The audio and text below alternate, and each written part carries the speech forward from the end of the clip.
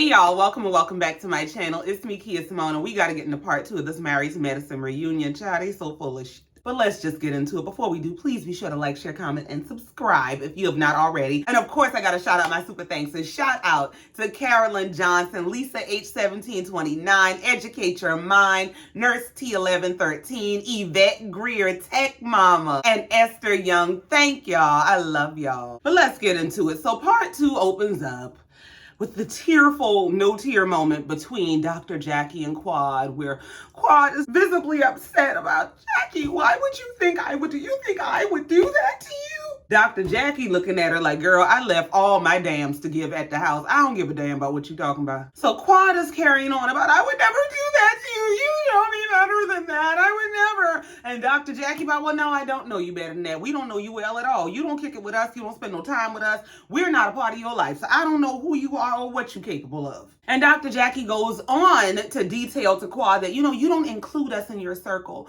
We see you out there living it up on the gram and you don't include us. Red flag. She said, I mean, and it's okay because I don't have time for that. No, you got time. You just mad you ain't got an invitation. And it goes back to Quad being footloose and fancy free. Because even though Dr. Jackie doesn't have kids or some of their other kids are grown, they are stuck in these miserable marriages. And they ain't necessarily stuck. It's just their approach to their marriages that they're stuck. You done threw the husband away and you got the nerve to still be happy, bitch? Dr. Jackie said, when you out there living footloose and fancy free, you don't include us in your life. And Quad said, well, Dr. Jackie said, when I text you, how long does it take you to text me back? Quad said, well, I'm not good with text. Dr. Jackie said, all right, well, if I call you, how long does it take you to call me back? Well, I try to return calls as soon as possible. I mean, Dr. Jackie said, but that quick don't happen. It doesn't happen quick, if it even happens at all. And truthfully, the bottom line is, I just don't feel like I'm important to you. I don't feel important in your life. Quad said, well, you are important to me. All of you are important to me. Y'all are part of my check. I need you. Well, Quad wrapped up this emotional moment by telling Dr. Jackie that, you know, I think we're looking for the same thing in terms of friendship. We want the same kind of friend.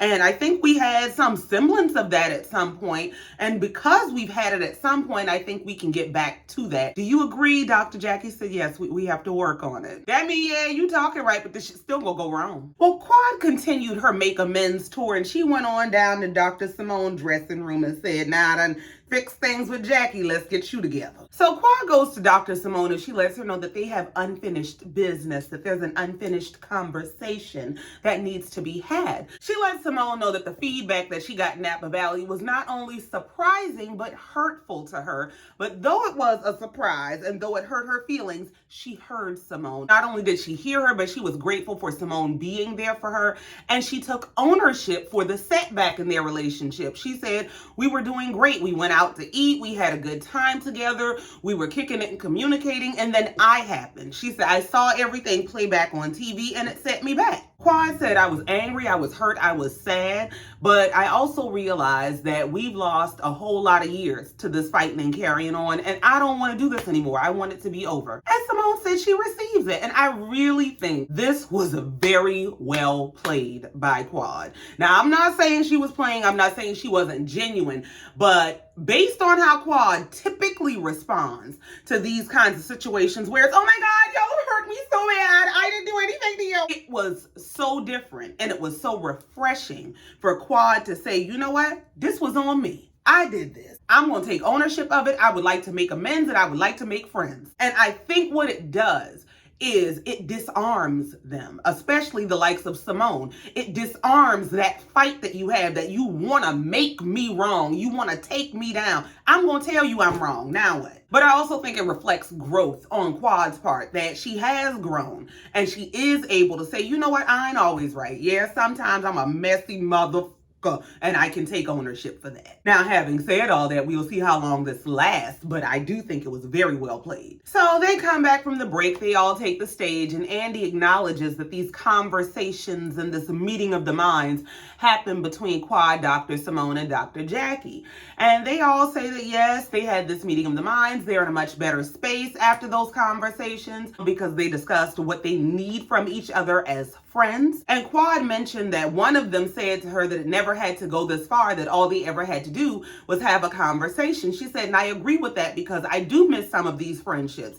And as, they're having this mature moment where they're so proud of themselves because they can finally get along, here come Toya with her old following ass. About, Quad, I'm glad that you finally arrived at a place where you realize that we mean something to you. Girl, shut up. I'm glad you realize we mean something to you and you want to apologize. Quad said, and I thank you for saying that, Toya. You're welcome. You're such a follower. All that happened is Dr. Simone and Dr. Jackie, and I'm basically saying we ain't mad with Quad no more. So you got to throw your towel in the ring to say, well, I ain't mad no more either because I'm down with them. The funny thing is we ain't seen nary a conversation happen between Quad and Toya, so why are you piping up? So then they move on to doing these messy ass flashbacks, okay? So they have a flashback moment where they show where Quad and Dr. G were married. It was early in their marriage, and he brought her a dress as a gift. It was a Banana Republic dress that he put in a Burberry gift bag. He need his ass whooped. Andy, old messy ass. So Quad, do you still have that dress? Quad didn't keep up with that dress back then. Why the hell would she have it now? So here he go even messier about, so Sweet Tea, was that hard for you to see? She said no, because I realized that Gregory has a past just like everybody has a past. Okay, girl. So that, of course, leads us into the Sweet Tea segment, and we see all of Sweet Tea over the season. It was a wild ride. Andy starts her line of questioning off by asking her how her health is doing, and she said that her health is better. She actually has had the surgery to remove her fibroids. And so Andy asked her about the state of her fertility, and she said based on how infertility is defined, because it hasn't been a year of her trying without success, they don't deem her infertile just yet. So she's trying, they working on it, y'all have a good time. Now, how they jumped from the health of her womb to the wealth of her wallet is beyond me. But they went from, are you okay? How your health doing? Are you fertile, baby? To, we heard you be buying the bootlegs from the African down in the mall parking lot. Say what now? Apparently, Quad went on Watch What Happens Live, and they were asked a question about who wears the most fake designer on the show, and Quad dragged Heavenly to hell with her and said, now Heavenly, tell the truth, because you the one told me that old girl be down to the mall parking lot getting them fake fashions out the back of that van in the back of that alley from the African man. And Heavenly being all for the shit. So yeah, I can't lie. Yeah, that's true. Heavenly so fucking messy. Heavenly said, well, yes, I did say that because Sweet Tea told me that she be going to the African man. I think she said in the supermarket parking lot, and that's where she gets her things because she wants to have nice things too. Sweet Tea said, that ain't true. I ain't never, that girl. Heavenly said, yes it is. Sweet Tea, you make the fashions. The fashions don't make you. Don't let them make you feel bad, girl. Tell them you be dripped and draped and TJ Maxx's finest. Andy's so fucking messy. Andy said, well, Quad also called your style jivey. What the hell is jivey? Sweet Tea said, I don't know why, because she don't know me. Quad said, I don't have to know you. I know my eyes. I got two real good eyes. They're 20/20 and I put contacts in them. I can see you. Sweet Tea said, okay, well, why is you and your good eyes checking for me? Help me understand. Quad said, I'm not checking for you. I mean, you did come down to this lady job. You applied for a job where you know this lady work, and then I'm gonna tell you the truth, Sweet Tea, because I like you. I done come to like Sweet Tea over the season, but you had come through the door talking cash. You was giving tours at a lady house about how her style was old and you had to come and update some things, and you got the man by promising the baby she would never give him. So hey, if she calling your fashions bootleg and jivey, it is what it is. You audition it, you gotta take it. Quad said, and furthermore, I wasn't checking for you. Somebody was checking for me about you. They asked me what I thought of your fashions, and I mean, that's why I told them I thought you was a country ass mess. Quad said, I don't speak of you on social media. Sweet Tea said, but you do. You talk about me, you talk about my voice, you talk about my husband. Quad said, now that's where we gonna draw the line, because before he was your husband, he was mine. And if I want to talk about the relationship that I had with my ex-husband, that's what I'm gonna do. Well, Quad said, you will never erase what I've gone through with him. Sweet Tea said, well, why you so mad at me? Quad said, you're not listening. What I'm telling you is me and him ain't got shit to do with you. And part of the problem is, part of the reason Sweet Tea is so deeply triggered when Quad even mentions Quad, Greg, Quad and Greg and Sweet Tea, Greg, period, is because you made your jumping off point to get this man all of the deficits that you thought the last wife had. You jumped off with the, I'll give you the baby she never gave you. And you jumped off with the, I'm more pleasant and I actually like him and we enjoy our time together. That's the problem. When you come in trying to fill the deficits of another woman, you will always feel her presence because that's what you're trying to compete with. From the giddy up Sweet Tea and Dr. G getting together should have been about Sweet Tea and Dr. G. It should have had nothing to do with, oh, I know you wanted a baby all this time. I'm going to give you that. The whole her getting on the internet to show people where she changed the color on a wall because it was this when the last wife had it and I changed it to that. You put yourself in a space of competing with this woman who quite frankly is going to be hard to compete with. And you will constantly be in this position of always being offended and being on the defense until you take yourself out of the position of needing to compete and compare. To compete with another woman is low vibrational anyway. But when you put yourself in the position of competing with your current ex, it makes the current look back at the ex because maybe I missed something because even you know this is a bad motherfucker. What? Hold on. Even in this moment of them arguing, going back and forth, Quad had to tell Sweet Tea, calm down, bring it down, like, because she literally loses control, especially at that Quad trigger. Sweet Tea is screaming at Quad to move on. Baby, that's not gonna happen. Quad said, I can speak on my previous marriage if I choose to. And I'm gonna tell you, better leave her alone before she get petty and her previous marriage become her next marriage. Because yeah, I have watched that Met Gala episode and when Quad went to hug Dr. G, he looked like he might run out that building with that woman. I'm just saying. Now here come Toya with her messy bullshit because you know she couldn't hold off but so long. She said, well, Quad, why did you say that you felt like she didn't fit into the group? Quad said a lot of people said that. Heavenly said all of us said that. Toya said, but we're talking about you specifically. Toya, could you specifically go to hell? Toya literally tries to make everybody that comes on this show beneath her. And when she realizes they're not beneath her and they won't play her game of being beneath her, she has a problem with them. Toya should be embarrassed at how obsessed she is with beefing with Quad. She clearly lives rent-free in your head. And when you're that obsessed with trying to make another woman look bad or feel bad or make yourself look better, you have to really have some extremely low self-esteem inside. That woman has to really make you feel real small for your life's work to be about trying to take her down. So they get into Sweet Tea and how she felt about how she was received in the group. Her expectation coming into the group was that she would be welcomed with open arms. She said when they got around to her bachelorette party, that's about when stuff started to change. She said Heavenly is the person who invited her into the group, so it was very hurtful to her to find out from, I think it was her maid of honor or bridesmaid, somebody who was in her wedding, that Heavenly was the person who was talking trash about her at the bachelorette party. So then, child, they got into Sweet Tea spilling the tea on Heavenly and Damon's marriage, child. Sweet Tea done gone down to the internet saying that Heavenly told her that Damon has cheated on her. She said, as a matter of fact, when Mariah threatened to bring the receipts, baby girl, she thought Mariah really was about to expose her because there were receipts to be had. And then, child, I saw Mariah down to the internet. She went to Buffy channel or something like that, girl. I don't know. I just saw it somewhere in passing because you know I be minding my business. But Mariah down to Buffy channel somewhere talking about how she did have the receipts. The receipts were real, but the reason she opted to not put the receipts out there is because Dr. Damon himself asked her not to expose all of his dirt. She said, that man looked me in the face and asked me not to destroy his family, and I agreed not to. I said, well, what is you doing now? Child, it's a time. So Andy is questioning Sweet Tea about what she said. Do you believe that? Do you know that stuff to be true? And they cut to the guys backstage. And Damon back there looking as guilty gets. He got an attitude with all the guys about, I've known you for 10 years, and if you think I'm a cheater, just say that. Sir, I just want you to know, in case you didn't know, this is the speech that all cheaters give. So he's challenging Dr. G about, so do you think I'm a cheater? Do you believe that about me? rather than just say, I've never cheated on my wife. I've never stepped outside of my marriage. I honor my vows. I honor my wife. I would never put my wife through that. You want to now make him wrong for saying, I don't know.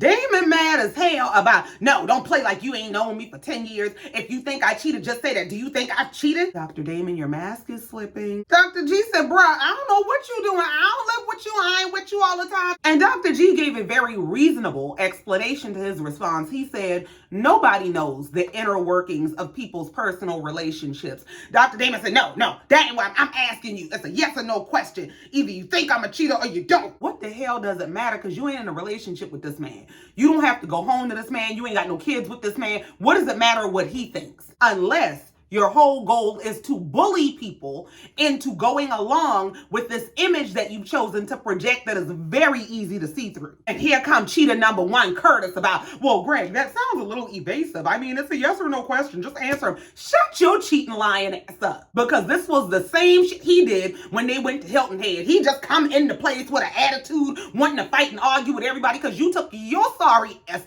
down to the Hilton Head to cheat on your wife. So now since Greg in the back about to get jumped, because now Cecil done jumped in about it, it's a yes or no. He said, I'm going to just say no. That's all Dr. Damon wanted. He shook on it and they good to go, long as you down with my lie. So they cut back to all the ladies, and Sweet Tea is saying that Heavenly has been on the internet discussing her marriage, her body, her endometriosis. She said, what's the obsession? You want to be my mama? Heavenly said, no, I don't want to be your mama, but I'm trying to give you the help your mama should be giving you. She said, my issue was that Sweet Tea confided in me that Gregory was controlling. She said the man told her when she went to get her hair done, all right, now you're doing too much. You starting to turn in the quad. I said not to get her hair combed. That would send me over the edge. Ain't no way our whole marriage is going to be based on and centered around everything quad is, isn't, was, or wasn't. We ain't doing that. Heavenly said, you were the one that told me he was controlling. And Andy, I was concerned for the girl because I got a daughter myself. She said, I never told you that. She said, yes, you did.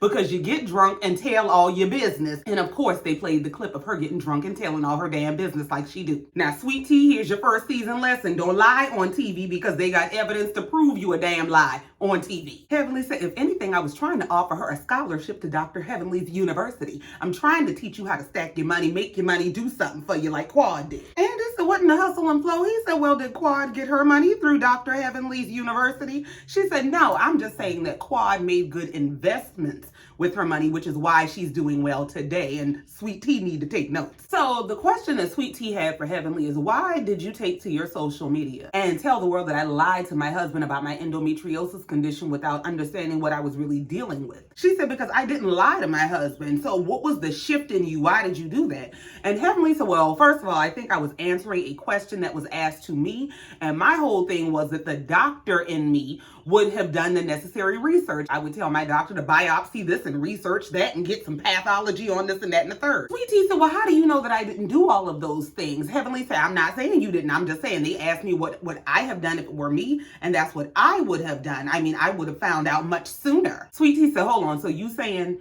that you would have known about my condition much sooner than I found out about my condition? And she said, I'm just saying. Well, they had to tell Heavenly she don't know what the hell she talking about. Dr. Simone and Dr. Jackie had to let her know that, yeah, baby, this is our specialty. And it's usually anywhere from 8 to 12 years into the condition before women are actually diagnosed. And it's even longer for Black women because we dismiss our pain. Well, I don't know if it's we or the people like you. The doctors dismiss our pain because you remember you sat up on the internet and said that Black women cry wolf. So maybe it's that particular belief that causes Black women to take even longer to be diagnosed. But let's carry on. And endometriosis is only diagnosed through surgery. There are women who have died and their endometriosis is not diagnosed until an autopsy is done. So no, you may not have known sooner. The answer is, I was in business that was not mine. I should have been minding my own womb. I was all up in yours. I was dead wrong, and I apologize. That would have been the answer, but Heavenly want to fight. She gonna tell the damn girl, I don't know what you looking for. I don't know why you steady pressing me with these questions, but you about to get it. See me, I'd have gave Heavenly what the hell she looking for. Who you talking to? So Andy asked Heavenly, well, what is your problem with Sweet Tea? Why do you seem so annoyed by her? Why do you give her such a hard time? She seems to really get under your skin. Heavenly said, I'm not being hard on her. She's She's the one who keeps responding like she wants something from me. I'm trying to dial it back. I'm trying to let it go. And she just keeps pushing and saying things and asking questions. No. What it is you've been called out for something you're dead wrong for. You do not know how to own your shit or take accountability. And now, rather than just say, you know what, I was wrong to get my ex up on that internet, say all that crazy shit. As a black woman, as a doctor, as a friend, you'd rather tell a girl, I'm gonna whoop your ass if you keep fucking with me. Because how asking you questions about some shit you said is trying to get a reaction out of you is, I don't understand. So they move to the next segment where they bring the new girl, Alicia, in. Now, let me tell you, she looked absolutely beautiful. I think her dress was probably my favorite. I loved her look, but that's the most I got to say about her because why is she here? I'm so sorry. She has a beautiful family and a beautiful marriage and a beautiful career and all that stuff, but she was completely forgettable this season. I forgot the girl was on the show. So for some reason, they started Alicia's segment out by asking about kicking Quad off the trip in Sonoma and did that make it all better? And Dr. Simone said, well, that first night was intense. Girl, Quad said, I'm not even about to play this game with y'all. Y'all ain't about to do this thing like I'm some dark cloud or I'm some evil aura that was all over the trip. Don't play with me. So they decided they're going to play with Alicia. Andy starts out by asking her about why this trip that she took on this show was the first time her husband was left at home alone with their kids. Andy said, how did he get away with that for so long? Alicia said, I got something for y'all.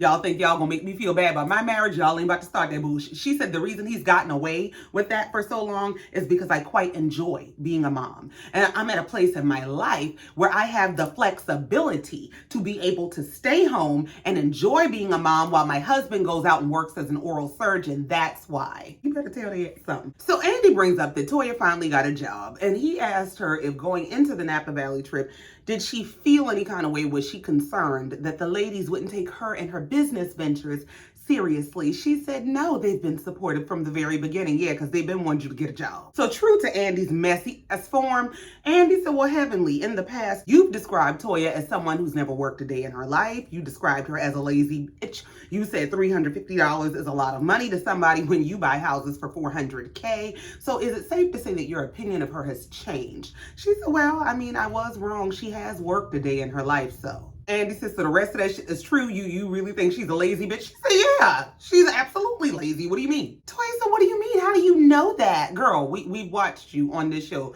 for 10 damn years. You will send this man down rabbit holes of debt and don't give a damn how he get out, long as you ain't got to go to work. Heavenly said, I'm sorry, it's just my opinion that Toya is a lady of leisure. She's not a hard worker. And you can see Toya looking around trying to find an answer. This girl said, well, you know what it is? I get the job done without looking like I work hard. Girl, we ain't that damn blind. So then they get to discussing the kids. So since they talking about kids, this was the perfect opportunity to ask Heavenly about the infamil that is infamous on the internet for being all in her cabinets and her kitchen and ain't no babies supposedly in her house. Now, you know, Sweet Tea done told us that Heavenly is hiding a grandchild somewhere. Heavenly gonna tell us the reason she got baby formula in her damn cabinet is because Damon can't drink milk. The only thing that he can tolerate is a baby formula soy milk. I said, now don't they sell soy milk in the grocery store? So then Andy asked about Laura trying to raise her mama and tell her mama, listen, you need to work it out with your sister. I'm trying to go off to school and I don't need this. Andy said they got a lot of viewer questions about the state of Heavenly and her sister's relationship. And Heavenly said, well, long story short, I'd like to thank Sweet Tea because since me and Sweet Tea got on that internet, we were going back and forth and she had the nasty nerve to tell me my mama was in hell. Me and my sister been talking ever since. Yeah, my sister picked up the phone and called me immediately. Yeah, they been planning to jump you. And you could tell Sweet Tea was a little embarrassed. She felt a little bad because, yeah, that was low. So we move on to the husband segment and they bring all the guys out. Andy is catching up with them and he jumps immediately into Dr. G and Phaedra. He said, is it true that Phaedra asked you for $4,000? He said, oh yeah, me and Phaedra, we met, dated, we hit it off. She told me that in order for her to be exclusive, she would expect whoever she's exclusive with to at least do for her what she can do for herself, which would equate to providing for her $4,000 a month. He said, now at the time, I didn't have $4,000 a month, but I was shooting my best shot. So I guess that answers the question of, is it I ain't got it or I won't give it to you? He said he ain't had it. So Andy goes on to ask Dr. G, Did anything more happen between you and Phaedra? This man said, not in real life. Sir, what? Just what? And you need your own psychiatrist? Hell does that mean? What, was you up fantasizing about the lady in the middle of the night? What? And not in real life? Well, I guess he was. He said there were several times that they got close. He thought it was gonna happen. It just never did. Yeah, you ain't never had that money. So Andy moves on to play one of those flashback segments where he's showing all of shit these men done did over the seasons. Well, after he shows the package, he starts by asking Cecil, what's going on with your golf buddy, that one that almost broke you and Simone up? You still talking to her? Cecil said he ain't talked to that lady since that damn reunion. Just let it go. So then, of course, we catch up about this season. And they show the whole package of the season. And the thing that stands out is Alicia's husband, Dr. Kimmer, his comments that he made while they were all on vacation, where his wife came out to serve him. And this man said, hey, Eugene, you see that? Well trained. I'd have whooped his ass. Dr. Jackie had to tell him, you train animals, not women. That well trained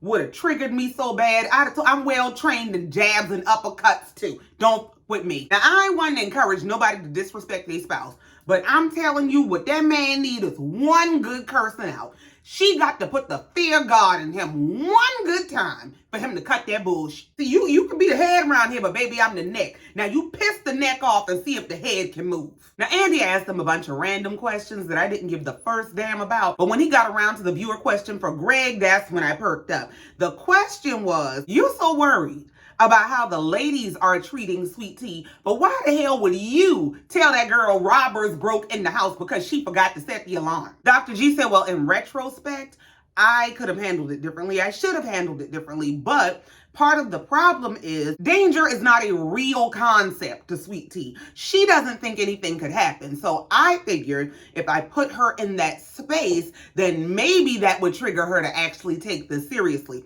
So what you decided to do as a licensed operating psychiatrist is play mind games with your wife. Just go to hell. So Andy moves on to ask Big Gene about Toya and all her complaining. He said, you took Toya to a private dinner served by a Michelin star chef and she gave the date a 7. And that doesn't bother you? Nope. You know what I'm starting to think? I'm starting to think that Eugene and Toya have this unspoken dom-sub kind of a relationship. I think maybe he has a shame kink. Maybe he likes her being dissatisfied with everything. But the look of sheer joy on, yep, nope, she didn't like it. So Andy goes on to ask the rest of the guys would they characterize their wives as hard to please.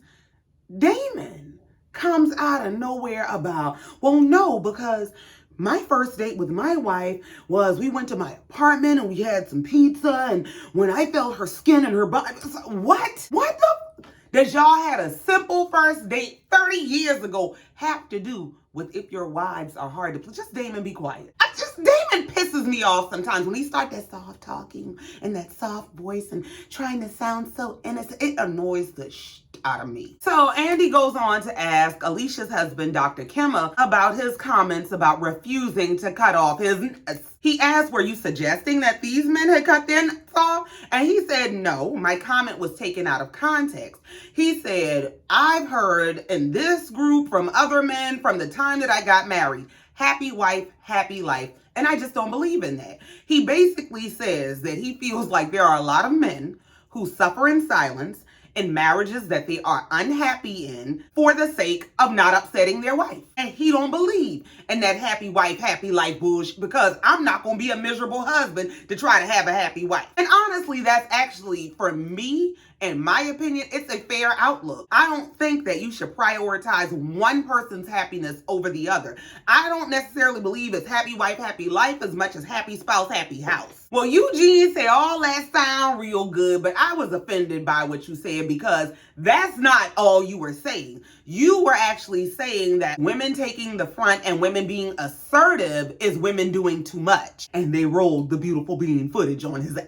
He at the table telling the men he from the motherland, and as a man, we run shit. Sir, sit down. Now, I'm going to tell you, truthfully, I do believe that's what he was saying. He does kind of have a sexist mindset, but I also think part of the reason that Eugene in particular is so triggered and so put off by the comments is because he's talking about you. Eugene has let Toya run over him season after season after season. And I'm not talking about just her spending up all the money, and I mean, that's a whole nother thing. But Toya has said some of the most disrespectful, wild shit out of her mouth to her husband. Like, shut up and put a biscuit in your mouth. I mean, just all kind of fool shit. So Eugene is the main one that fits into all the characteristics and criteria that he's talking about. And the fact is, Toya don't respect her damn husband. Toya treats him like he ain't got no damn nuts. Eugene said as far as he is concerned, he and his wife are equals in their home, but that doesn't make him less of a man. And nobody said it does. Nobody said that y'all shouldn't